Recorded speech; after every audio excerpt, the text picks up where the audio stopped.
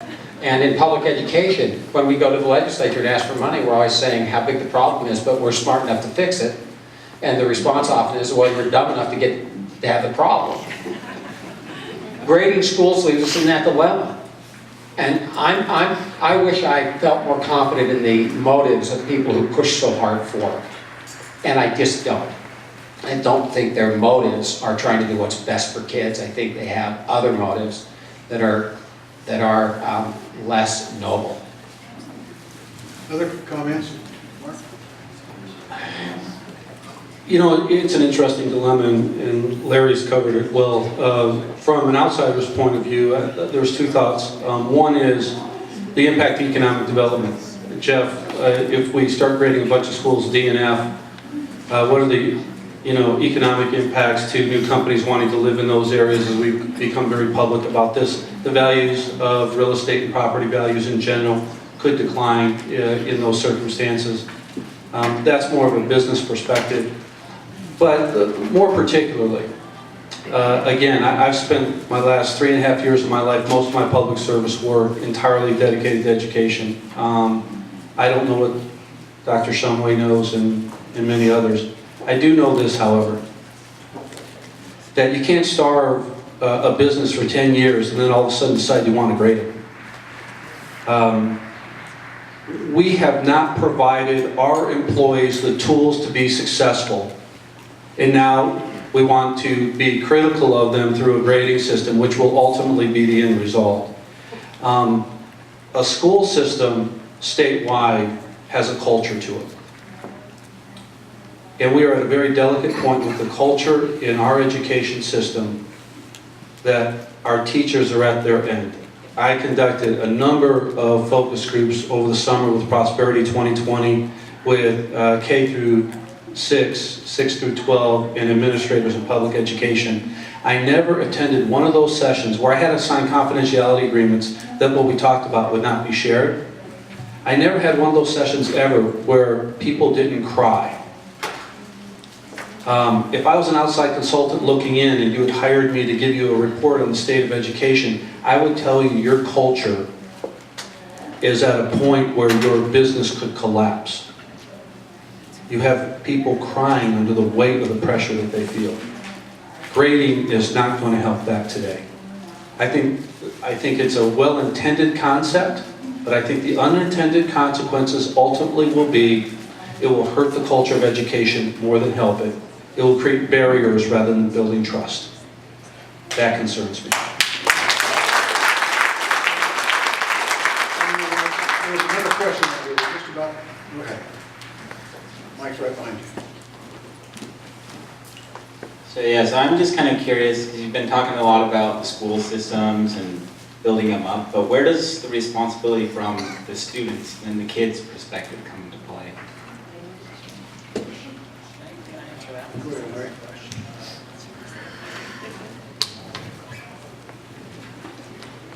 I think that's an interesting dilemma because, for years, we've struggled in public education because for years we like to say, I taught it, dang, students just didn't learn it. I mean, that's something that we've loved to say, and we've largely gotten over that. I mean, it gives us a guilt complex, but there is no question that the most powerful change we could have in public education would be if all the students tried as hard as those students who try as hard as they can. And that's really a challenge in the classroom, engaging students who don't want to be engaged. Now, I've never come across a second grader who said, you can do anything you want, but I am not going to learn to read. But I've come across plenty of 17-year-olds that have said, you can do anything you want, but I'm just not going to do it. And so it is a tremendous challenge. How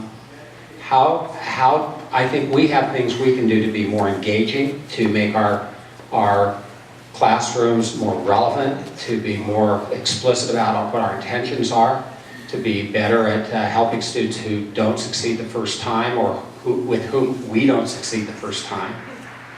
But there is no question at all, and if we wanted to have the biggest change, a great big bang with not many bucks. It would be if we could just find the secret to unlock in students the interest and the motivation to really engage, And there's no question about that. And I think that's something we miss. I wish I would hear the governor talk more to students. It was interesting how much resentment there was when President Obama talked to students about being engaged in Utah. I guess if he can't, somebody needs to, because that would be a tremendous change if every student tried as hard as the students who try as hard as they can. If I could just add just a couple quick comments. One of the challenges we have in the state also is a lack of parental engagement. That is, I think, the primary influence on many of our children. Parents do need to engage, but we have a unique challenge, though, in the state. That now, of our student population coming into the system, 39% of them are in what we would classify as an economically disadvantaged area. That's not an excuse, but there is a reality to it that we have to look at. Kids learn very early whether or not they are a success or a failure. As soon as they have a bad experience and they have it again and again, they believe that they can't succeed. Or the opposite is true. If they have early successes and they believe in themselves and they have support both from parents and teachers, they believe that they can succeed.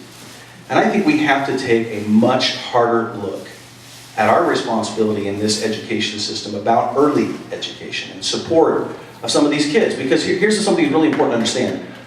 Of that 39%, their average impact as far as, for example, before they're 3 years old, they hear 3 million less words per year than a typical white middle-class student of the same age.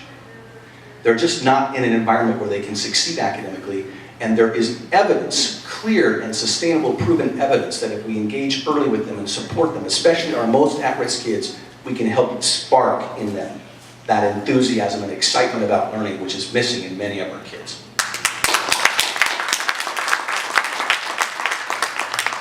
I want to add to Senator Osmond's point, and that is a great question, young man. I agree entirely with Senator Osmond. It is about getting to kids really early. And again, jettisoning the ways of the past, what have worked for us as a society before. We speak 137 languages in the 3rd grade in Utah alone today. We have a tremendous amount of Title I activity going on in the state that could potentially cause us generational poverty, which is a linchpin to creating ghettos in areas that we cannot live in as a society. We have to get to kids early. Single moms, I was raised by a single mom. She worked 2 jobs. She didn't help me with my reading. I can only guess how difficult that is for a student that doesn't speak English real well to begin with. Senator Osmond ran legislation in this last session that addressed this issue.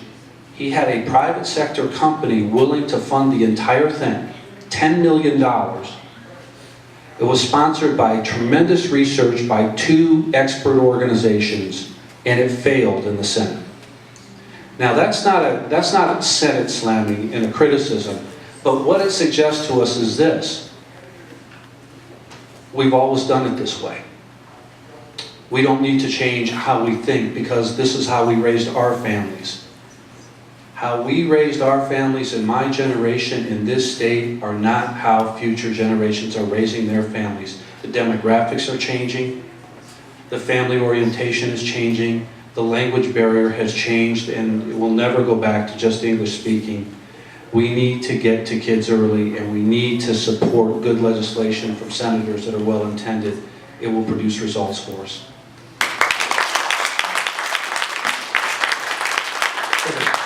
Let me tell you a story about early influence and about language in the home and so forth real quick. My son, who is now a sophomore, finishing this year, sophomore year, he was a kindergartner. I was superintendent of the 12th school district, and one day in kindergarten, his teacher was reading a book to the class, and you can see the kids on the carpet, you know, the red and green and yellow squares, we all know that, and reading one of those great big books. In fact, that's the brand name, Great Big Books. And it's on grade apes, and as she's turning the pages, she turns the page. Children, this is a Sumatran orangutan, and they all ooh and they ah. She turns it again, and this is a Kenyan silverback gorilla, and they all ooh and they ah. She turns the page again, and it's one of those monkeys from Madagascar with blue faces or something. And my son, the kindergartner, before she can say anything, goes, "What the hell kind of monkey is that?"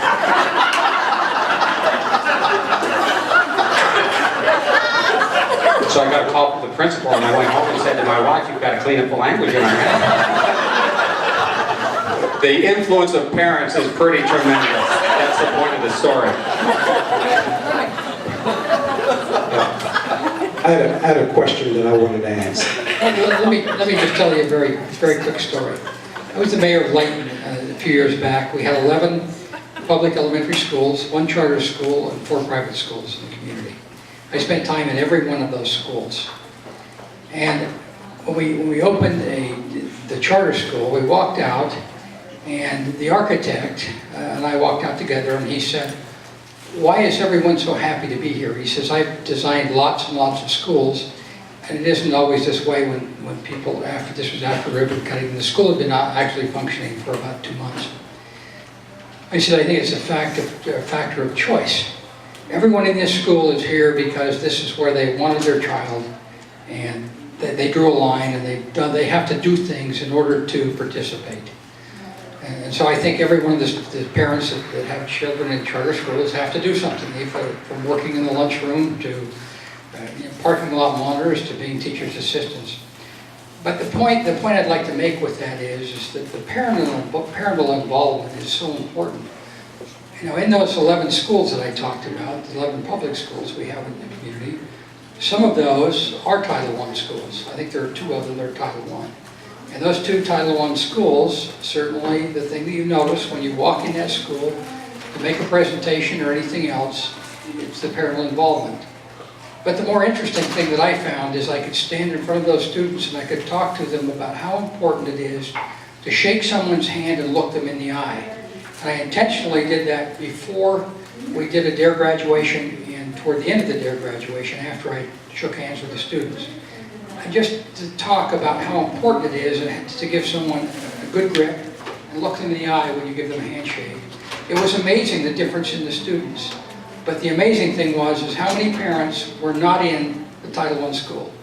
And I don't know how we stimulate that, but I think we would solve it. If we could figure out how to stimulate parents, we would find that we'd stimulated our students. And I don't know what the answer to that is, but I know it's really important. And I know that Senator Osmond,